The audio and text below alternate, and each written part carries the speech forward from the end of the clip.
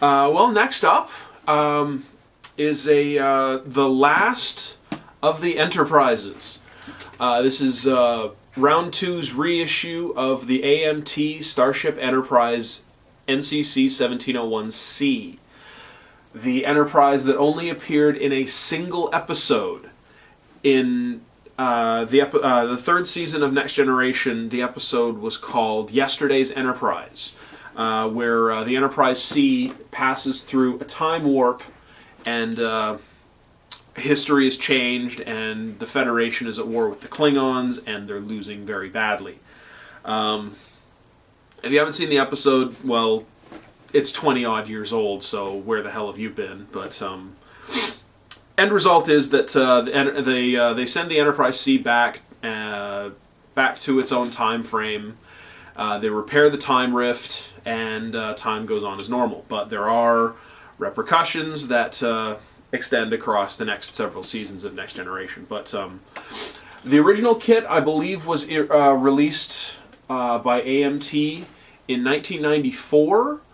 It was a very short production run. It has never been reissued in this form. I believe there was a brief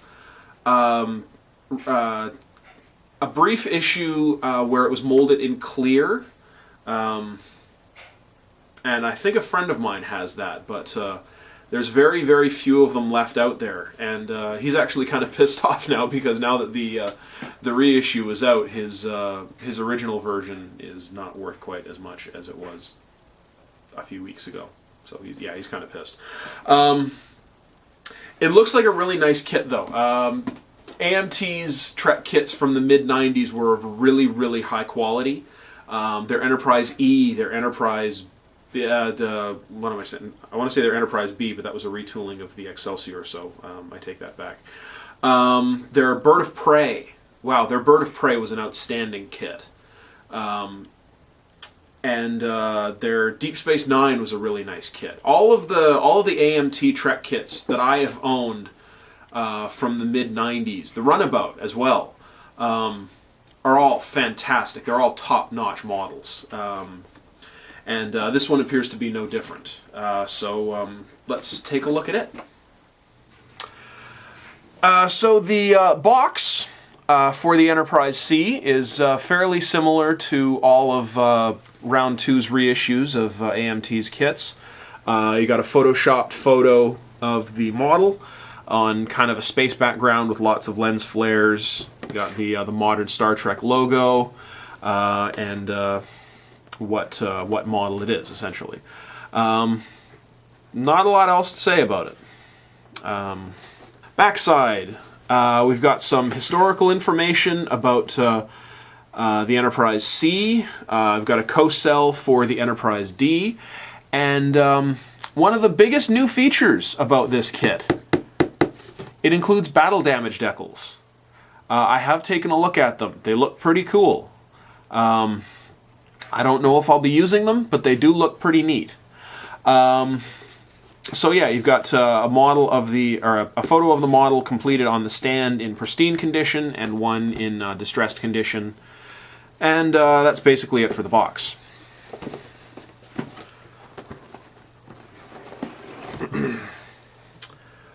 As is standard for Round 2's reissues of AMT kits, they're all the parts are bagged but loose, and of course have these giant connectors for where the runners and the pore stubs were. Huge bummer from the old days, but they'll be easy to clean up because the plastic's always nice and soft and easy to work with. Molding though is quite nice. All the grid lines are recessed. Here, let me get this open. All the like I said, all the grid lines are recessed. It's got nice molded recessed windows, so it'll be easy to paint those as lit or dark. The phaser strips have nice texture to them, unlike the Enterprise D, the original release of which I believe was in 1988, where they were just like raised bumps. These ones actually have texture to them. You can probably just barely make that out. They actually look really, really nice. You can also see all the lifeboat hatches as well. The overall detail is outstanding. Like I said before, I mean, AMT's Trek kits from the mid-90s were outstanding. Saucer bottom, very similar. Got lots of runabouts, or lifeboat hatches, rather. Phaser strips. And the center dome, there's actually two different options for it. The Enterprise A had, or C rather, had just a simple clear dome, while the another version of this ship, this is the Ambassador class Federation starship, which appeared as the Yamaguchi, I believe, in a couple of other episodes, has a more elaborate platform on the bottom. And here are all the other opaque parts. Pretty typical. Yeah, everything's just tossed in a bag, whether it's attached to a runner or not. A lot of stuff is loose, a lot of stuff is still attached to runners. So, open her up and see what we got. Engineering hull half. Looks nice. Well molded. There's a good grid lines. Nicely defined, lots of windows. There's a notch in the bottom for an additional phaser strip right here. So that's neat that they did it that way. This slot in the back is where the nacelle struts attach. Other side, you know, basically the same deal. Just a mirror image. One nacelle. They've got this neat sort of grid design on the top portion, and the bottom is fairly bland. But again, nicely molded. You can see the design influence from the Enterprise D. This being an earlier design of Starship, obviously, but it was designed later in the show, so it was kind of intended to be a halfway point between the Excelsior class Enterprise B and the Galaxy class Enterprise D. So it's got similar grid, whatever you want to call it. The ridges on the top of the nacelles that the Enterprise B had, but the overall nacelle design is very much like the Enterprise D. Other nacelle, one of them has fallen off. Here we have the two halves of the nacelle pylons, thinly molded, but in two parts. So this would actually make it really easy to light, should the builder want to, because there's enough room inside. You can fit a couple of very fine wires, like wire wrap size wire. You could fit inside. You might have to make a very thin channel, but it wouldn't be that difficult. And the fit looks to be quite good, aside from the runner stubs on the front. But yeah, the fit looks to be quite good, especially around the back. It almost disappears just by holding it together. Next up, all the additional odds and ends. We've got more lifeboat hatches, lots of them. This is an additional secondary hull ventral shuttlecraft, a shuttle bay, that only exists on the refit versions of the Ambassador class. So this would fit on the Yamaguchi version. And likewise, this is the sensor platform for the bottom of the Yamaguchi version saucer, while this is the version for the Enterprise C. And finally, we got a couple of more phaser strips and the impulse engines. And one more nacelle. We got ourselves a fairly standard base for round 2's reissues, just a big flat dome and metal rod.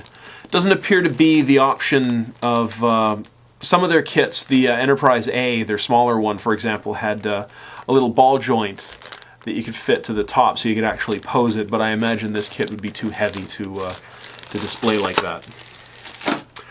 And last but not least, for parts, we've got all the clear stuff.